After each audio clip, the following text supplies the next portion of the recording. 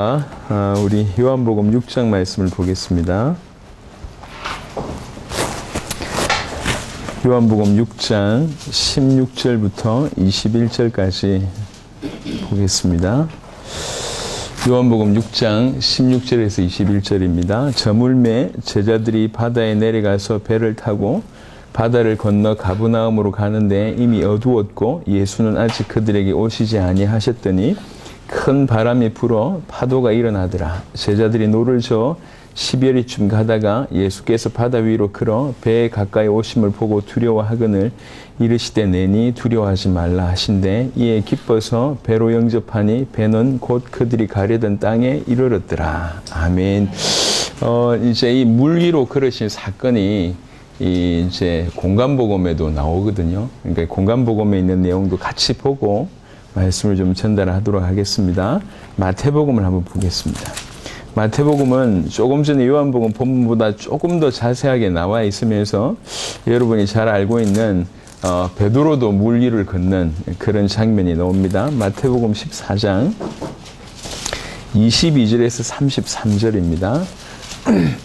마태복음 14장 22절에서 33절 예수께서 즉시 제자들을 재촉하사 5,000명을 먹이신 사건 이후입니다. 예수께서 즉시 제자들을 재촉하사 자기가 무리를 보내는 동안에 배를 타고 앞서 건너편으로 가게 하시고 무리를 보내신 후에 기도하러 따로 산에 올라가시니라. 저물매 거기 혼자 계시더니 배가 이미 육지에서 술이나 떠나서 바람이 그스름으로 물결로 말미암아 고난을 당하더라. 밤 사경에 예수께서 바다 위로 걸어서 제자들에게 오시니 제자들이 그가 바다 위로 걸어오심을 보고 놀라 유령이라 하며 무서워하여 소리 지르거늘 예수께서 즉시 이르시되 안심하라 나니 두려워하지 말라. 베드로가 대답하여 이르되 주여 만일 주님이시거든 나를 명하사 물 위로 오라 하소서 하니 오라 하시니 베드로가 배에서 내려 물 위로 걸어서 예수께로 가되 바람을 보고 무서워 빠져가는지라 소리 질러 이르되 주여 나를 구원하소서 하니 예수께서 즉시 손을 내밀어 그를 붙잡으시며 이르시되 믿음이 작은 자여 왜 의심하였느냐 하시고 배에 함께 오름에 바람이 그치는지라 배에 있는 사람들이 예수께 절하며 이르되 진실로 하나님의 아들이로소이다 하더라. 아멘. 마가복음 6장도 보겠습니다. 마가복음 6장 45절입니다. 마가복음 6장 45절부터 52절입니다. 예수께서 즉시 제자들을 재촉하사 자기가 무리를 보내는 동안에 배 타고 앞서 건너편 벳세다로 가게 하시고 무리를 작별하신 후에 기도하러 산으로 가시니라. 저물매 배는 바다 가운데 있고 예수께서는 홀로 무태 계시다가 바람이 그스름으로 제자들이 힘겹게 노셨는 것을 보시고 밤 사경쯤에 바다 위로 걸어서 그들에게 오사 지나가려고 하심에 제자들이 그가 바다 위로 걸어오심을 보고 유령인가 하여 소리 지르니 그들이 다 예수를 보고 놀람이라. 이에 예수께서 곧 그들에게 말씀하여 이르시되 안심하라 내니 두려워하지 말라 하시고 배에 올라 그들에게 가시니 바람이 그치는지라 제자들이 마음에 심히 놀라니 이는 그들이 그 떡 떼시던 일을 깨닫지 못하고 도리어 그 마음이 둔하여졌음이러라. 아멘. 이 세 본문이 물 위로 걸으신 사건에 대한 내용입니다. 이 사건을 통해서 하나님께서 우리에게 많은 메시지를 주실 것이라고 생각합니다. 요한복음, 특별히 요한복음에 예수님께서 이런 눈으로 볼 땐 기적이라고 할 수 있는 다른 말로 예수님이 누구이신지를 정확하게 밝히고 있는 그런 표적이 한 7가지가 됩니다. 그 중에 이 물 위로 걸으신 표적은 5번째입니다. 이 표적을 통해서 얘기하고자 하는 바는 뭐냐면 딴 게 아니라 예수님이 누군지에 대한 얘기예요. 다른 말로 얘기해서 예수님이 과연 우리 인생을 드릴 만한 우리 목숨을 드릴 만한 분인가? 즉 예수님이 우리 인생의 모든 문제를 해결하시고 우리를 영원히 건져내실 수 있는 그 하나님이 맞는가? 라고 하는 질문에 지금 답을 해주고 있는 겁니다. 요한복음이 써질 무렵에는 기독교에서 박해가 굉장히 심하게 일어났던 때입니다. 이제 유대인들로 인해서도 유대인들은 이단이라고 막 얘기를 하고 또 로마 사람들은 뭐 네로 같은 사람들이 일어나서 저 예수 믿는 사람들이 이제 로마를 불태웠다. 이래가지고 수많은 사람들을 불태우는 이런 수많은 사람들을 죽게 하는 그런 일이 벌어졌잖아요. 지난번에도 얘기했지만 그 이제 이 가로등 불빛이 없으니까 예수 믿는 사람들을 불태워가지고 가로등으로 만들고 이런 일이 있었습니다. 극한 어려움 중에 외부의 핍박이 기가 막히지만 더 중요한 것은 이 가운데 본인이 신앙을 지켜내야 되잖아요. 그러다 보니까 외부의 핍박을 이겨내는 것보다 더 중요한 것은 자기가 믿는 그 예수가 누군가에 대한 얘기예요. 오늘날도 예수 이름을 붙들고 정말 각자가 자기가 믿고 싶은 대로 예수를 믿고 자기가 믿고 싶은 대로 예수를 만들어 놓은 어떤 그런 경향들이 많습니다. 하나님을 믿고 예수님을 믿는다고 얘기하지만 사실 그 믿음이 너무 이만큼 이렇게 많이 차이가 날 뿐만 아니라 각각의 색깔들이 너무너무 이상합니다. 왜 이렇게 됐을까요? 사실 오늘보다 그때가 더 심각했던 게 딴 게 아니라 예수가 누군가라고 하는 이 질문에 대한 답은 우리 인생을 충분히 그분에게 바칠 수 있는가의 질문하고 똑같습니다. 과연 내 목숨을 그분에게 바칠 수 있는가에 대한 질문이에요. 그 질문에 대해서 답을 써내려가고 있는 것이 특별히 복음서 중에도 요한복음입니다. 그래서 요한복음을 통해서 얘기하고자 하는 바는 뭐냐면 예수가, 이 예수라고 하는 분이 능히 너희의 목숨을 드려도 아깝지 않을 바로 그분이다. 예수라고 하는 이 분은 우리 인생의 문제를 완벽하게 영원히 단번에 해결하실 수 있는 그리스도이시며 하나님이시다 라고 하는 것에 대해서 포커스가 맞춰져 있습니다. 그래서 단순히 이런 일을 하셨고 이런 기적을 하셨고 라고 하는 많은 기적들의 나열이 아니라 그 수많은 기적들 중에 정말로 예수님이 우리의 구원자이시며 그리스도이시며 하나님이시며 하나님의 아들이라고 하는 것을 극명하게 드러낼 수 있는 7가지만 뽑아가지고 쓴 겁니다. 그 중에 하나가 이거란 말이에요. 예수님이 물 위로 걸으셨다. 이것에 대한 얘기예요. 그래서 물 위로 걸으신 이 사건을 통해서 딴 얘기를 하는 게 아닙니다. 딱 그 물 위로 걸으셨던 그 사건을 통해서 밝히는 건 뭐냐면 자연 법칙을 초월하지 않냐. 그리고 예수님께서 그 풍랑이던 그 바다를 잔잔케 하신 분 아니냐. 천지 만물을 움직이시는 분이시고 자연 법칙 위에 있는 분 아니시냐. 신성을 드러내신 분이 맞다. 이분이니까 확실하게 이분이 하나님의 아들이고 하나님이시지 않느냐라고 밝히고 있습니다. 여러분, 예수님 얘기라고 다 좋은 얘기가 아닙니다. 오늘날 눈에 보이지 않는 사단은 끊임없이 예수님의 모습을 다르게 만들고 있습니다. 우리 교회 안에 자유주의의 제 신학교에서는 그리고 자유주의의 어떤 신앙은 뭘 주장하고 있냐면 예수님을 높입니다. 높이되 뭘로 높이냐면 좋은 선생님으로 높입니다. 아주 훌륭한 분이라고 하면서 기가 막히게 유대인들하고 색깔을 같이 해요. 무슨 말이냐면 아주 좋은 분이시지만 하나님은 아니다. 이 얘기예요. 어찌하든지 그래서 예수님을 높이는 것 같지만 계속 그분의 가르침에 대해서 주목하고 그분의 메시지에 대해서 주목하지만 그가 하나님이라고 하는 것에 대해서는 얘기하지 않을 뿐만 아니라 계속 가립니다. 그래서 본문 같은 경우에도 어떻게 해석하냐면 보니까 이 배에 타고 있어서 예수님이 걸어오는 거 보니까 물 위로 걸어온 것이 아니라 이 배가 육지하고 가까웠다. 그래서 육지로 걸어오는데 밤에 보니까 이렇게 물 위로 걸은 것처럼 보인다. 이렇게 얘기하는 거예요. 어찌하든지 안 믿으려고, 어찌하든지 작게 믿으려고, 어찌하든지 하나님을 축소시키려고 하는 시도가 계속 그러면서 그의 가르침에 대해서는 굉장히 많은 얘기를 합니다. 철학적인 얘기, 원어를 쓰면서 많은 얘기를 하지만 궁극적으로는 예수님의 모습을 계속 왜곡시킵니다. 그는 좋은 선생님이다. 좋은 스승이다. 좋은 선지자다. 좋으신 분이다. 라고 높이면서 실제 그가 하나님이신 거에 대해서는 계속 사실은 부인합니다. 그래서 기적을 받아들이려고 하지가 않아요. 이게 안타까운 일이죠. 근데 이게 그들에게만 있는 게 아니라 인간의 본성입니다. 하나님을 받아들이려고 하지 않는 인간의 본성입니다. 그 본성을 향해서 우리 주님이 말씀을 하시는 겁니다. 욥기 말씀을 한번 보겠습니다. 욥기 9장입니다. 욥기 9편입니다. 바다 위를 걸은가 하고 그가 하나님 이런가 하고 무슨 상관이 있냐라고 이렇게 또 따질 수 있지 않습니까? 왜 그러냐면 바다 위를 걸었던 이상한 신하들이 많잖아요. 또 이렇게 이단을 섬기고 또 종교의 어떤 대표되는 사람들은 그런 신화들을 다 설화들을 가지고 있는데 성경은 이렇게 얘기하고 있습니다. 9장 10편 9편 8절에 보니까 욥기 9편 8절에 보니까 그가 홀로 하늘을 펴시며 바다 물결을 밟으시며 북두성과 삼성과 묘성과 남방의 밀실을 만드셨으며 청량할 수 없는 큰 일을 셀 수 없는 기이한 일을 행하시느니라. 하나님에 관한 얘기를 쭉 욥이라고 하는 사람이 풀어내는 중에 하는 말이에요.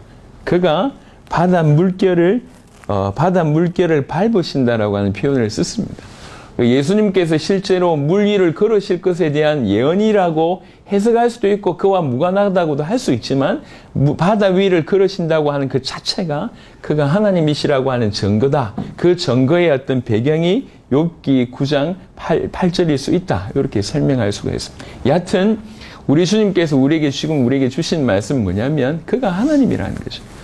그가 하나님이시기 때문에 그런 일을 하셨다. 그가 하나님이시기 때문에 그런 일을 하셨기 때문에 너희는 그에게 너희 인생 전체를 드려도 된다. 너희 인생과 너희 목숨을 충분히 드려도 될 만한 분이 그분이시다. 그 예수님이시다. 라고 얘기하고 있는 것이 물 위를 걸으신 그 사건의 첫 번째 의미입니다. 두 번째는 요한복음 6장으로 빨리 돌아가 보시면 지금 상황이 어떤 상황이냐면 이게 지금 이 바닷가에서 풍랑이 이제 친 거죠. 이게 돌풍이 많이 친다고 합니다.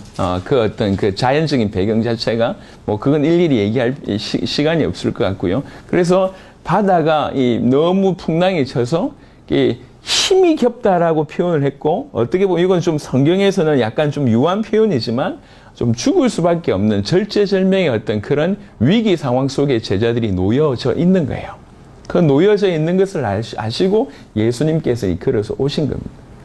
두 번째 포인트는 뭐냐면 첫 번째는 그가 물 위를 걸으시고 바다 위를 잔잔하게 하신 분을 보니까 그분이 하나님 맞다.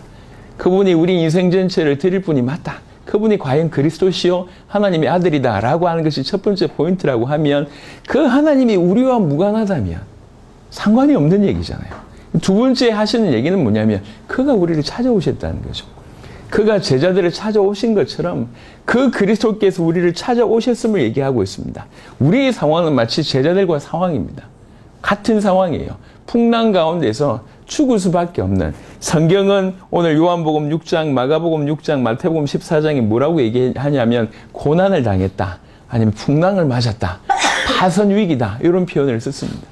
제자들이 지금 배 위에 있는 그 상황이 사실 우리 인생의 상황하고 다르지 않다는 거죠. 우리는 하나님을 떠나 있기 때문에 이 땅에서도 하나님과 연결되어 있지 않기 때문에 죽을 수밖에 없는 고난을 당하다가 결국 죽게 됩니다. 지금 위기 상황이라고 하는 것은 지금 풍랑이 쳐서 힘겨운 것도 위기 상황이지만 이거 결과가 어떤 결과입니까? 결국 파선해서 죽을 수밖에 없는 거예요. 지금도 고난 당하지만 결국 영원한 죽음으로 갈 수밖에 없는 그게 우리 인생하고 똑같단 말이에요. 그런 상황 가운데 죽게 해서 우리를 찾아오셨다는 거예요. 찾아오셔서 우리를 살리셨다라고 하는 것이 오늘 이 본문에서 나와지는 배경입니다. 근데 여기서 볼 수 있는 두 종류의 사람들이 있습니다. 하나는 일반적인 제자들이고 또 한 명은 베드로라고 하는 사람입니다. 제가 볼 때 베드로는 대단한 사람 같아요. 어떻게 그 순간에 그런 생각을 했는지 모르겠지만 주님이 물 위로 걸어 오시니까 대뜸 하는 말이 베드로가 자기도 물 위를 좀 걷게 해달라고 얘기합니다. 이게 저는 어떤 생각으로 이 얘기를 했는지 모르겠어요. 근데 여튼 베드로가 보통 사람은 아닌 것 같습니다. 그러니까 예수님께서 오라고 하잖아요. 그러니까 오라고 하면 보통의 상식을 가지고 있는 사람들은 안 뛰어내릴 건데 그래도 뛰어내립니다. 그리고 성경은 뭐라고 얘기하고 있냐면 분명히 물 위를 걸었다고 합니다. 걷다가 풍랑이 치니까 그게 두려워가지고 이제 그 순간 성경 표현으로 얘기하자면 의심을 해서 믿지 않아서 이제 빠져들게 되면서 얘기하는 것이 주여 나를 구원하소서 이렇게 얘기합니다. 그때 예수님께서 손을 내밀어서 건져냅니다. 이 두 종류의 사람인 것 같아요.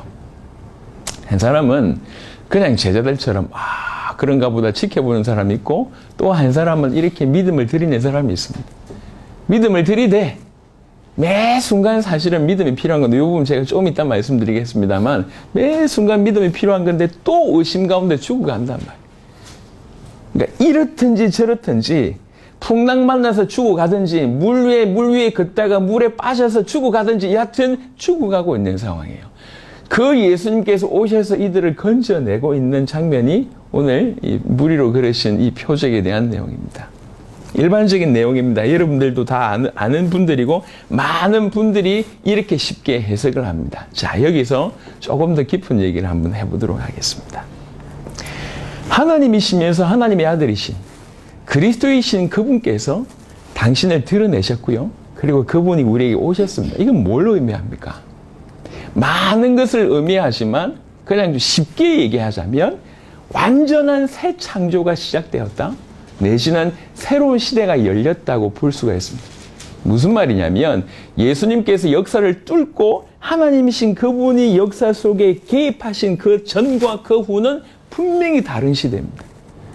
역사를 뚫고 이 땅에 오셔서 인간을 구원할 수 있는 완벽한 길을 열었던 그때와 그 전과는 분명히 다릅니다. 그 전은 그냥 율법을 지켜야지, 그것도 끝까지 지켜야지 구원의 가능성이 있었지만 예수님께서 등장하신 이후로는 예수님 그를 믿는 그 길만으로 완벽하게 구원받을 수 있는 새로운 창조의 시대가 열렸습니다. 그리고 과거에는 전부 다 어떻게 보면 그림자의 시대였어요. 그가 오시면 우리를 구원하실 것이다. 그가 오시면 우리 인생의 모든 문제를 해결하실 것이다. 그가 오셔서 우리 인생의 모든 문제를 해결하실 것이다 라고 예표하셨다고 하면 그가 역사를 뚫고 이 땅에 오셨던 바로 그때부터는 완전히 새로운 시대가 열렸습니다. 새 창조의 시대가 열렸다고 해도 과언이 아닙니다. 어떤 의미에서 특별히 하나님의 나라가 그를 통해서 임재하게 되고 임하게 되고 영원한 천국의 축복이 그를 통해서 동시에 그와 함께 들어오게 되는 일이 벌어집니다. 육신적으로 볼 때는 그냥 지구상에 있는 많은 육신적인 어떤 그런 창조물에서는 별로 변화가 없을지 모르겠지만 영적인 의미에서는 기적이 벌어졌고 하나님의 나라의 어떤 관념을 두고 볼 때는 엄청난 새로운 시대가 그를 통해서 열리게 됩니다. 그래서 그가 왔다는 얘기는 새로운 시대가 같이 왔다는 얘기예요. 하나님의 나라가 같이 임했다는 얘기입니다. 여기에서 알 수 있는 건 뭐냐면 이 시대에서 살아갈 수 있는 방법이 뭔가 하는 얘기예요. 제가 이번에 K국을 다녀왔습니다. 이게 이제 말을 하려고 하니까 이게 또 K국을 다녀왔어요. 가보니까요, 참 여러 의미로 대단한 나라 같아요. 여러 의미로 참 대단해요. 그 중에도 기술력이 굉장히 많이 발달되어 있습니다. 현금도 거의 쓰지 않고 그 다음에 카드도 거의 쓰지 않아요. 핸드폰으로 다 결제를 합니다. 그러니까 이제 이게 굉장히 사실은 시대가 앞서간 시대를 사는 듯한 느낌이 들었어요. 야, 우리는 전 세계에서 그 나라를 무시하는 유일한 나라가 한국밖에 없다고 하더라고요. 세계 제2의 경제대국인데 다들 뭐 이렇게 대단해하고 무서워하고 두려워하는데 우리 한국만큼은 그 나라를 굉장히 무시하잖아요. 예, 뭐라고 별명하면서 막 무시하잖아요. 근데 실제로 가보니까 대단한 나라입니다. 여러 가지로 굉장히 많은 어떤 부분들이 앞서 있어요. 굉장히 대단한 나라더라고요. 그러니까 문화적인 측면만 하더라도 우리가 이제 예를 들면 핸드폰이 등장하기 전과 핸드폰이 대중화됐을 때의 삶이 완전히 다르잖아요. 예전에는 핸드폰 없을 때 어떻게 살았는가 싶어요. 그러니까 이제 집에서 전화를 받고 뭐 또 중간에 삐삐가 나오고 뭐 이런 것들 얘기할 때 그때 어떻게 살았는가 생각해 보니까 아득하잖아요. 근데 핸드폰이 문화가 딱 됐을 때 모든 삶이 바뀝니다. 요즘에는요, 아이들이 밖에 뛰어놀 줄 않습니다. 예전에는 너무 많이 뛰어놀아서 어머니들이 찾았는데 지금은 뛰어놀 줄 안 나갑니다. 아예. 왜 그래? 나가는 것보다 핸드폰 보는 것이 너무 좋으니까. 그러니까 보면 뭐 모습들이 장관이에요. 지하철을 타봐도 모습이 전부 핸드폰 보고 앉아있고, 식당을 가봐도 핸드폰 보고 앉아있고, 집에 한 식탁에서 밥을 먹어도 애들이 다 핸드폰 보고 앉아있고, 지금 그런 시대가 되었습니다. 그러니까 분명히 기술이라고 하는 것들이 등장할 때도 그 이전과 그 이후가 확연하게 나눠집니다. 그리고 그 이전의 삶의 형태와 그 이후의 삶의 형태가 완전히 달라요. 핸드폰으로 사는 어떤 이 삶의 형태와 그렇지 않은 삶의 형태가 다르잖아요. 마찬가지로 그가 이 땅에 오셨다. 근데 그가 하나님이시다라고 하는 이것의 전제는 뭘 의미하냐면 그가 몰고 온 새로운 시대를 몰고 오셨다는 거예요. 그가 하나님의 나라를 몰고 오셨을 뿐만 아니라 새로운 시대를 그를 통해서 시작이 됐단 말이에요. 요 시작, 이 새로운 시대에 살아갈 수 있는 유일한 삶의 방법은 하나밖에 없습니다. 그게 뭐냐면 그게 믿음이라고 하는 방법이에요. 옛 시대는 율법을 지키고 행함을 해야지 살아갈 수 있는 방법이었고 구원받을 수 있는 방법이었다고 하면 예수님이 몰고 오신 새 시대의 삶의 유일한 방법은 뭐밖에 없냐면 믿음밖에 없습니다. 그가 오시기 전에는 일반 종교인들과 일반 이렇게 믿지 않는 불신자와 별반 다를 바가 없는 조금 더 착하고 조금 더 바르게 살아야 돼라고 하는 그런 행함의 어떤 기준이었다고 하면 그가 오신 사건으로 말미암아 이 시대는 완전히 새로운 것을 요구하는 시대가 됐습니다. 그 요구의 핵심이 뭐냐면 딴 게 아니고 믿음이라는 거예요. 그래서 예수님께서 이 땅에 오셔서 당신을 계시하시고 난 이후부터는 모든 사람이 그를 믿는 모든 사람들은 매 순간 믿지 않으면 안 될 때가 와버렸습니다. 그게 믿음이에요. 그래서 이 시대를 살아갈 수 있는 유일한 삶의 방법은 믿음이다라고 하는 것을 드러내고 있습니다. 그 한 예가 보세요. 지금 이 사건이 일어난 시기를 보면 조금 전에 뭐가 있었냐면 조금 전에 오병이어의 표적이 있었어요. 그러니까 오후에 오병이어의 표적이 있고 그 다음에 저녁에 물리로 그러지 한날에 같이 일어난 사건입니다. 이해되시죠? 조금 전에 그 오병이어 물고기 2마리하고 떡 5개로 남자들 싸움할 만한 남자들 숫자만 5,000명을 먹였습니다. 그러면 어린아이와 노인들 그 다음에 여자들 포함하면 근 2만 명 정도 된다고 합니다. 그 2만 명을 먹였다고요. 예수님께서 가서 먹이라고 얘기할 때 실제로 먹였던 주역들은 누굽니까? 제자들이에요. 이 배에 타 있는 사람들이에요. 그 제자들이 예수님의 표적을 오후에 봤어요. 그러고 났는데 저녁에 또 이런 일이 벌어졌는데 성경은 뭐라고 얘기하고 있냐면 그 사실 잃어버렸다 마음이 둔하여졌다 이렇게 얘기합니다. 그래서 예수님이 나타나신 걸 보면 오병이의 표적을 봤다고 하면 유령이 아니라 예수님이 저런 능력도 행하시는구나 찬송해야 되는데 조금 전에 이 엄청난 역사를 받고 어떻게 보면 그 믿음의 테두리 안에 있었는데 금방 벗어난 거예요. 우리 주님은 뭘 원하시냐면 오병이어 때도 믿음을 원하시고 물리로 걸으신 그 사건을 통해서도 믿음을 원하시는 거예요. 근데 베드로는 나름대로 지금 믿음을 가졌다고 생각합니다. 근데 조금 걷다가 또 의심해서 빠져가는 게 이게 우리의 모습을 얘기하고 있습니다. 많은 사람들은 이렇게 얘기합니다. 저 예수님 믿습니다. 저 예수님을 그리스도로 믿는데요. 이렇게 얘기합니다. 이번에 그 K국에서 이게 나라 이름과 지명 이름 얘기 못하니까 굉장히 근질근질하네요. 이제 S 지역에서 오신 목사님이 계세요. 이분이 한족인데 한족이라고 하면 어떤 나라인지 알겠죠? 한족인데 이 목사님이 이렇게 표현했어요. 한 50대 전후반 되실 분 같은데요. 저를 만나러 10시간을 타고 왔어요. 그 전날 밤에 10시간 차를 타고 그 다음날 아침에 도착을 한 겁니다. 메시지를 몇 개 들었대요. 몇 개 딱 듣고 이분이다 이래서 찾아온 거예요. 이분이 이렇게 얘기했습니다. 전에도 예수를 그리스도라고 얘기하는 사람들을 만나봤고 그 메시지를 들어봤다. 그런데 그들의 모습 속에서 두 가지가 너무너무 마음이 불편했다. 하나는 뭐냐면 예수가 그리스도라고 얘기하면서 모든 문제 해결이라고 얘기한 이후에 그들의 삶을 보니까 아니더라. 그렇게 복음을 얘기하고 모든 문제 끝났다고 해놓고 그들의 삶은 그게 아니더라. 두 번째, 예수는 그리스도 모든 문제 해결자라고 얘기하면서 한번 믿으면 영원히 구원받는다고 얘기해놓고 이 사람들의 모습을 보니까 그때의 그 구원받을 수 있는 그 믿음만 딱 요구하고 나서는 그 다음에는 전혀 믿음 없이 살더라. 믿음 없이 살면서 나는 구원받았다 이렇게 생각하더라. 사실은 성경과 사도 바울과 모든 사람들은 그 믿음으로 시작해서 매일 믿음이 필요하다고 사실은 성경은 얘기하고 있고 매 순간 구체적으로 믿음을 요구하고 있는데 이 사람들은 예수님 그리스도 모든 문제 해결자 이 사실만 딱 믿고 나는 구원받았으니까 됐어 이라고 얘기하면서 모든 삶에는 그냥 믿음 없이 살아가더라. 난 그건 아닌 것 같다. 지금 무슨 말인지 이해되십니까? 예수가 그리스도 모든 문제 해결자라고 얘기해놓고 그 믿음 나는 가졌어요. 그분 네, 믿습니다 라고 얘기해놓고 내가 구원받았다. 그럼 땡이라는 거지. 그래놓고 모든 삶에서는 그런 예수를 그리스도라고 믿는 믿음이 적용되지 않는 삶을 살더라. 예를 들면 오병이어때도 너 이 물고기 2마리 가지고 뜻 5개 가지고 이 먹일 수 있겠냐고 물어볼 때 예수를 그리스도를 믿는 믿음 가운데 믿습니다라고 얘기해야 되는데 이 믿음도 없고 심지어 이 경험을 하고 나서도 물 위로 걸어오는 걸 보면서도 또 주님께서는 얘기하신 것이 예수가 그리스도이지 내가 그리스도이지 않냐 그것을 믿으라고 얘기하는데 그 믿음을 요구하는데 그 믿음 또 드리지 않는 거예요. 무슨 말인지 이해하겠습니까? 매 순간 우리 주님은 예수가 그리스도라고 하는 믿음으로 계속 살아내기를 원하십니다. 내가 나는 예수를 그리스도 믿으니까 땡. 나는 구원받았으니까 땡.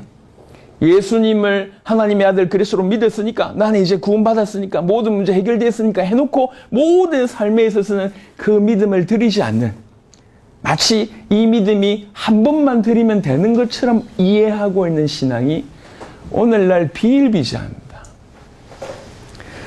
저는 이 말씀을 묵상하면서 오후에 점심 무렵이라고 칩시다. 그 놀라운 걸 봤잖아요. 다른 사람은 몰라도 사도들은 알 거 아니에요. 제자들은 알 거 아니에요. 2만 명을 어떻게 먹였는지 본인들이 장본이잖아요. 본인들이 서빙한 거 아니에요. 그러니까 어떻게 풀어나는지 눈으로 똑똑하게 봤을 거 아니에요. 그래놓고 저녁에 배 타고 있을 때에 예수님 나타난 걸 보면서도 뭐라고 얘기하냐면 유령이다 이렇게 얘기합니다. 유령이라고 얘기해요. 나름 예수님인 걸 알고 베드로 한 명은 그래도 예수님이니까 믿음을 가지고 뛰어내리는 일도 있었습니다. 하지만 매 순간 우리 주님께서 요구하신 그 믿음에 둘 다 합당하지 않았습니다. 유령이다라고 놀라고 있었던 제자들도 그 다음에 한번 혈기가 있고 나름 믿음이 있다고 해서 뛰어내렸던 그 베드로는 결국 둘 다 끝까지 믿음을 드린 데는 실패했다. 우리 주님께서는 이렇게 얘기하셨습니다. 한번 보겠습니다. 마태복음 14장에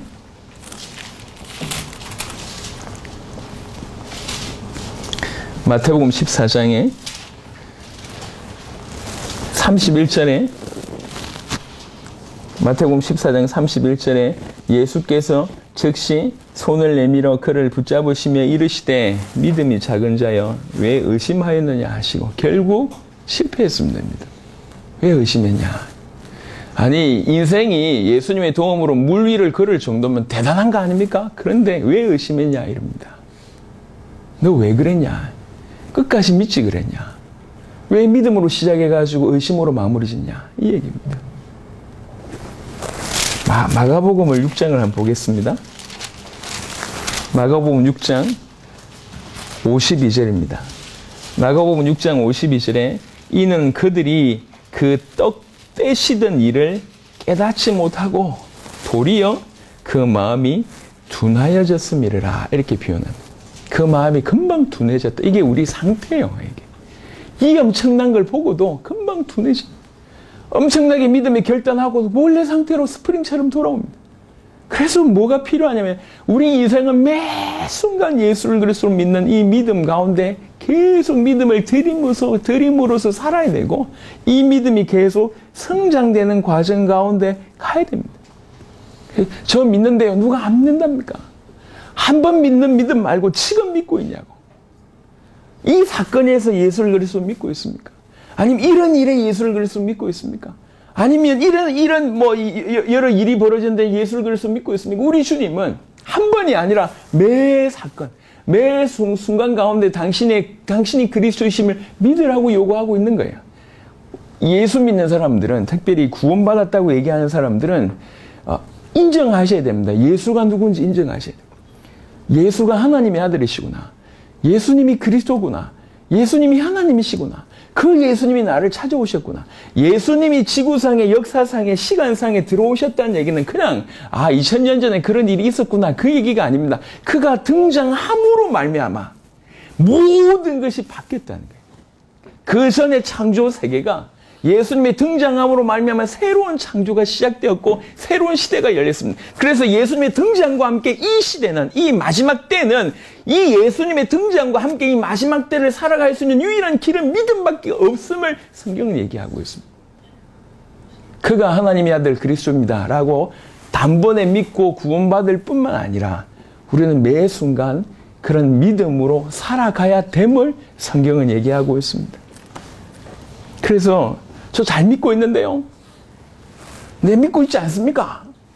라고 얘기해야 될 게 아니라 더욱 하나님께 더 은혜를 구해서 어떻게 하면 매 순간 내가 주님을 의지하고 신뢰하고 믿음을 드릴 수 있습니까? 하나님 나에게 은혜를 주십시오. 그래서 믿음 자체에 더욱 갈급한 자가 되어야 된다는 거예요. 그래야 됩니다. 여러분, 아니 저 밥 먹고 있는데요. 한 달에 한 끼 먹는다고 삽니까? 아니잖아요. 여러분 얼마나 이게 돈이 갈급하잖아요. 왜 돈이 갈급합니까? 돈이 모든 것에 쓰임새 돈으로 많은 것을 사용하기 때문에 돈이 갈급한 거잖아요. 모든 곳에 필요한 것이 믿음이요. 그래서 우리는 믿음이 갈급해야 되는 거예요. 여러분, 예수님께서 왜 믿음이 없느냐라고 얘기했습니다. 이건 정죄적인 측면이 아닙니다. 어떻게 보면 판단이죠. 네가 지금 어느 정도 있는지에 대한 판단입니다. 여러분, 교회 예배당에 나오면서 메시지만 들으면 제가 믿음 없는 것이 드러나서 힘들다. 이해됩니다. 근데 그게 양심입니다. 그게 정상입니다.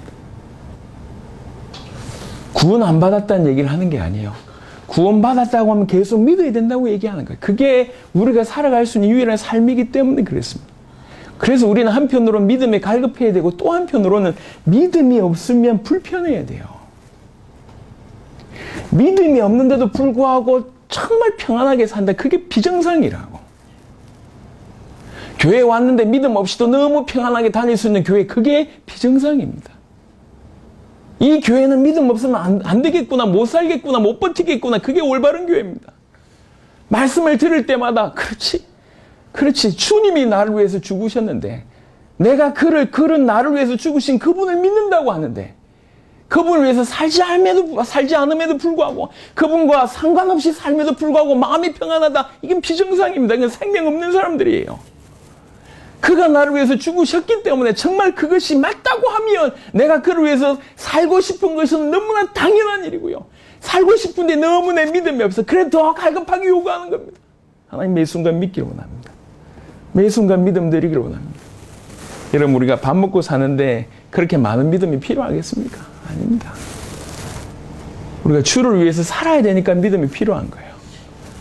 그 주님께서 맡기신 그 일을 위해서 해야 되니까 믿음이 필요한 거예요. 이건 사실이어야 합니다. 저는 오늘 본문을 보면서 그냥 예수님께서 물리를 걸었으니까 대단한 분이시다. 저분이 과연 하나님의 아들 맞네. 과연 그리스도 맞네. 이 정도 수준이 아니라는 것을 왜 요한이 이것을 썼을까? 어떻게 보면 그 절대절명의 위기 상황 속에 이 베드로하고 12 제자들이 배 위에 있는 상황이나 지금 본인들이 앓고 있는 상황이나 비슷하다고요. 유대인들은 계속 이단이라고 얘기하지. 로마인들은 본격적으로 자기를 죽이려고 하지. 안에 있는 사람들은 불안해하지. 그래서 답을 준 겁니다. 예수님이 이 흔들리는 배를 찾아오셨던 것처럼 우리 인생에 그가 찾아오셨다. 찾아오신 그분이 누군 줄 아냐? 그분이 하나님이시다. 그분이 하나님의 아들이시다. 그분이 우리를 위해서 목숨을 던지셔서 우리 모든 것을 해결할 수 있는 유일한 구세주요 그리스도시다. 그분을 의지하고 그분을 신뢰하라.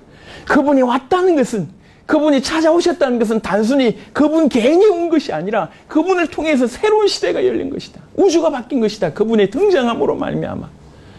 그분 전에는 모든 것이 그림자였다고 하면 그분으로 말미암아 모든 것이 완벽해졌고 그분 전에 어떤 행함의 기준이었을지 모르겠지만 그분을 통해서는 오직 믿음으로만 살 수 있다라고 성경이 얘기하고 있고 그 믿음의 모습을 보여주는 사건들이 베드로의 사건과 제자들의 모습을 통해서 얘기하고 있는 겁니다. 구원은 어떻게 보면 정말 예수를 그리스도로 믿는 어떤 그 믿음, 단회적인 믿음으로 구원받을 수 있다고 생각합니다. 하지만 정말 구원받았다고 얘기하면 그런 믿음을 사용하지 않는 것이 이상합니다. 매 순간 그가 나를 위해서 죽으셨고 그가 나를 위해서 건지시는 유일한 분이라고 정말 믿는다고 하면 우리 이 땅에 수많은 문제들이 있을 때에도 그를 의지할 수밖에 없고 신뢰할 수밖에 없습니다. 믿는 우리에게 왜 이렇게 수많은 문제를 주시냔 말이에요. 이 문제를 그를 통해서 해결해라 그 말도 맞지만 이 모든 문제를 해결하신 주님을 바라보라는 거거든요. 그걸 믿으라는 겁니다. 오늘 요한복음의 6장에 다시 돌아가 보시면 6장 20절에 보니까 이르시되 내니 두려워하지 말라라고 얘기를 합니다. 두려워하지 마라. 나니 두려워하지 마라. 이 두려워하지 말라고 하는 것은 몇 가지 의미가 있습니다. 일단 왜 두려워했는가? 왜 두려워했습니까? 마가복음 6장에 보니까 또 마태복음 14장에 보니까 예수님을 보고 유령이라고 생각했어요. 그래서 두려워했다는 거예요. 그러니까 예수님을 올바로 알지 못하니까 이런 말도 안 되는 두려움을 가지고 있는 겁니다. 예수님이 누군지 모르니까. 두 번째 이 두려워하는 이유는 상황 자체 때문에 두렵죠. 죽을 수밖에 없는 상황이니까. 그런 두려움이 있습니다. 또 세 번째는 뭐냐면 아까 읽었던 그 마음이 둔하여졌다. 무슨 말입니까? 믿음을 잃었다는 얘기예요. 어떤 의미에서? 금방 뜻대시던 그걸 잊어버렸기 때문에 마음이 둔해졌다고. 다시 보겠습니다. 마가복음 6장 자세하게 보겠습니다. 마가복음 6장 52절에 이는 그들이 그 뜻대시던 일을 깨닫지 못하고 도리어 그 마음이 둔하여졌음이라. 하루 안에 두 가지 큰 일이 있었습니다. 근데 오병이어 그 사실을 얘네들이 못 깨달았다. 그리고 그걸 봤음에도 마음이 금방 둔해져서 이랬다.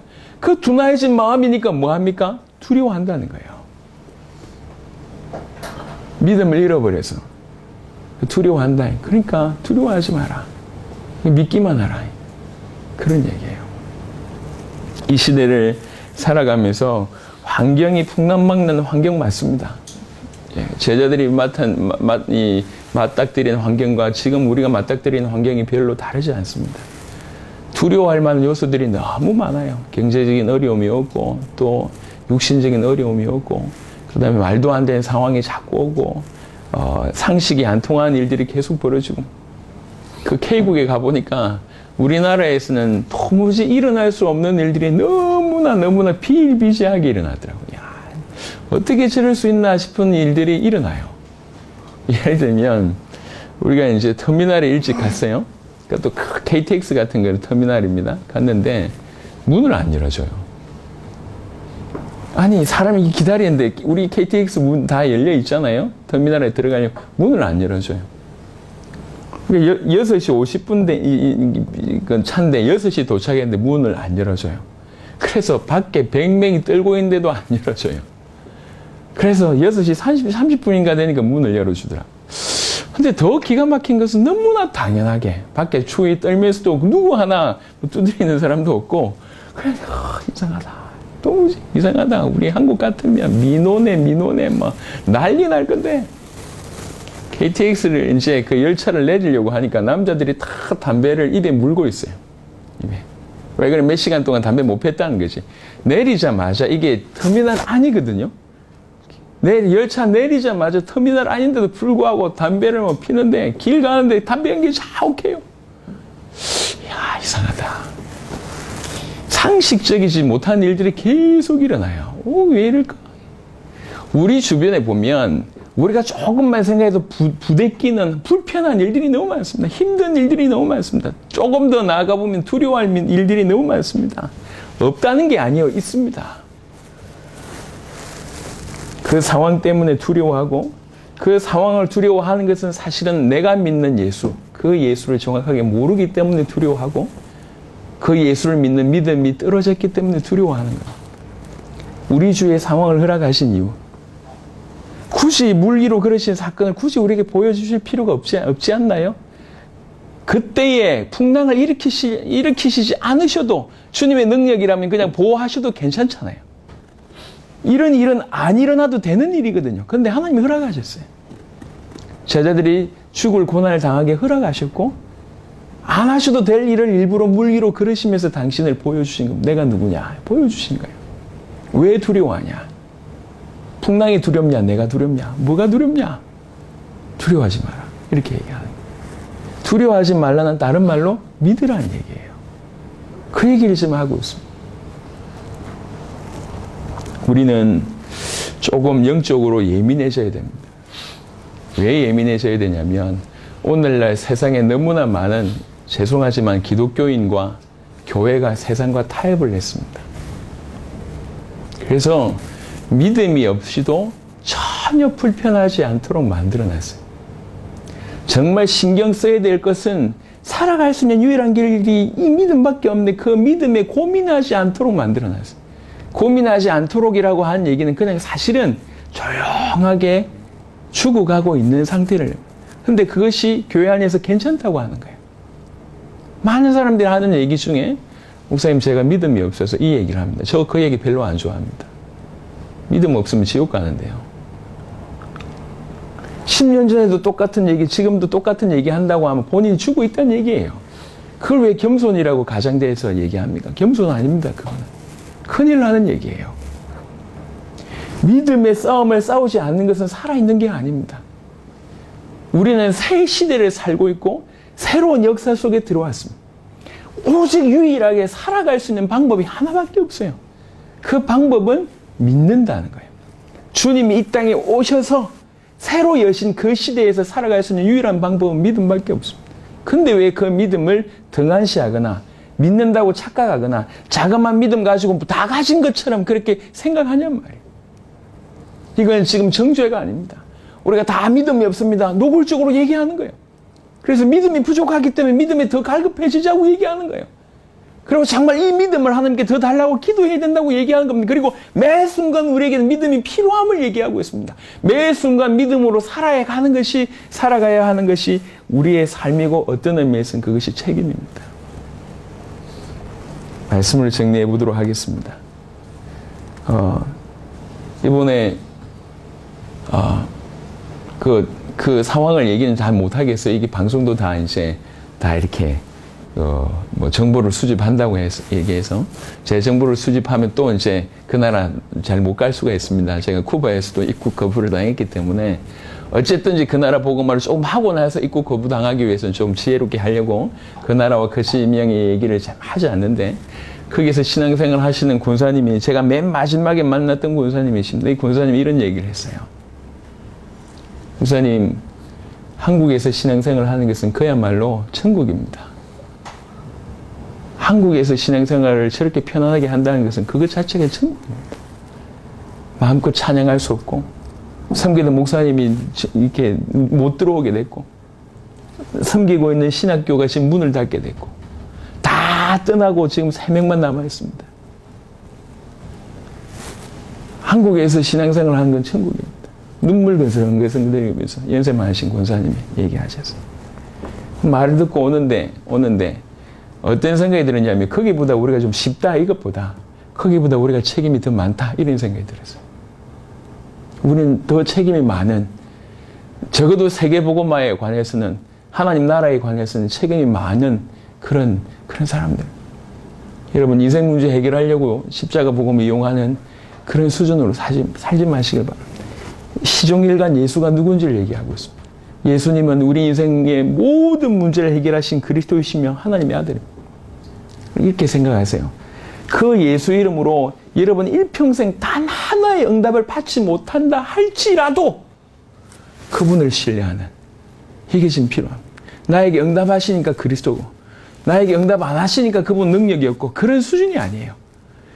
일평생 영원토록 우리에게 단 하나의 100원짜리 동전 하나의 응답이 없다 할지라도 그분의 그 모습을 인정하고 그가 그리스도이심을 인정하고 그가 하나님의 아들이심을 인정하고 매 순간 그분에게 우리의 믿음을 드리는 바로 그런 자로 살아갈 것을 우리 주님이 그 믿음을 원하십니다.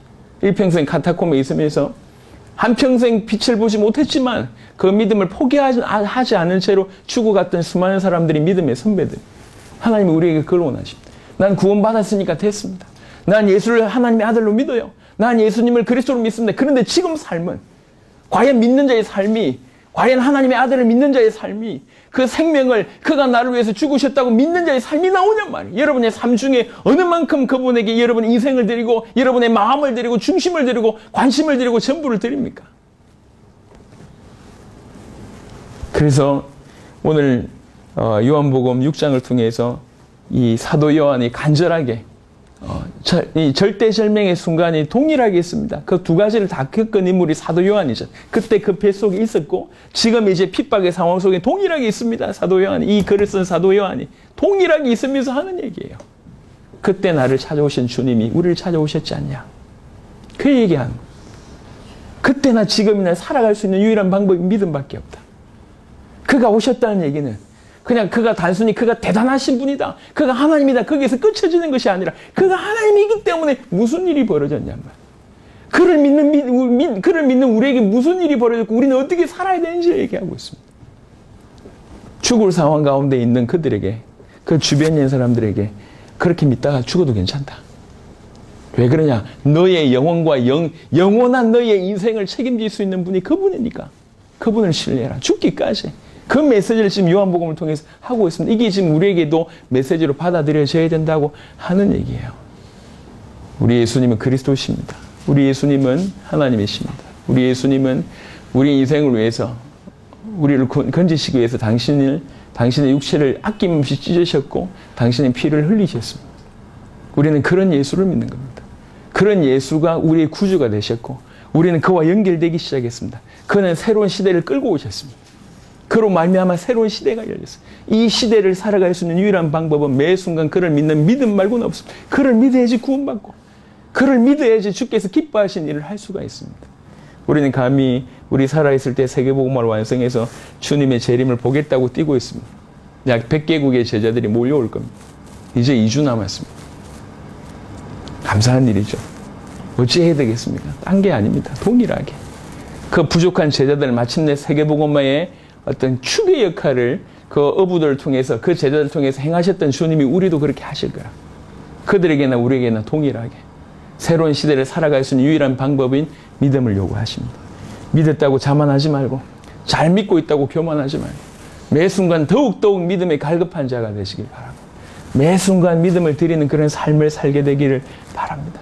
그래서 믿음이 없으면 믿지 않는다고 느껴지면 불편할 줄 알고 그것이 부담스러울 줄 알고 그런 삶을 사시길 바라고, 이 교회는 믿음이 없이는 불편한 그런 교회가 되기를 소망합니다. 믿음이 없이도 평안한 삶, 그건 올바르지 않습니다.